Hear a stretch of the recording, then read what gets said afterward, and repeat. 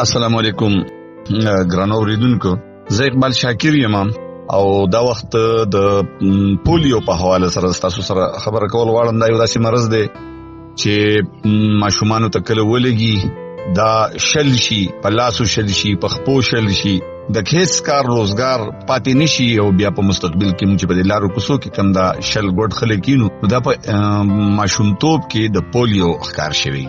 نو دا څه د چې په ټوله دنیا کې 200 ملکونه پاتې دي چې باغې کې پولیو شته.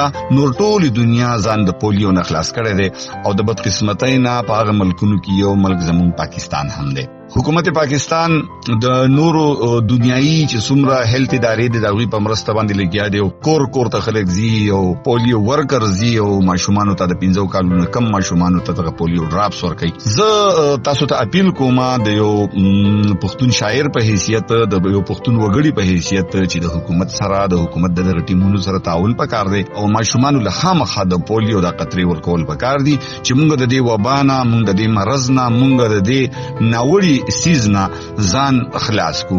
دنیا په دې باندې ریسرچ کړی دی او دغه ساس کې د پولیو نه د بچ پاتې کېدو ډېر لوی وسیله ده. نو زما هیله ده چې زما غږ به تاسو ته در رسیدلی او تاسو به اوریدلی. نو کور کور ته چې کوم دغه د پولیو ټیمونه درځي تاسو مرسته ملاتړ وکړئ. بل خبره دا ده چې کله ماشومان هسپتالونو ته او دغه پولیو مرکزونو ته دا کوم چې د ټیکو مرکزونو دی په دغه کې د پولیو قطرې ورکول کېږي، نو دا موږ د یو ذمہوار خاري د یو ذمہوار پښتون په حیثیت سره دا کول پکار دي چې خپل بچو لدی مونږه د پولیو قطرې خامخا ورکو چې مونږ د دې وبا نه خلاص شو. ډیره زیاته مننه.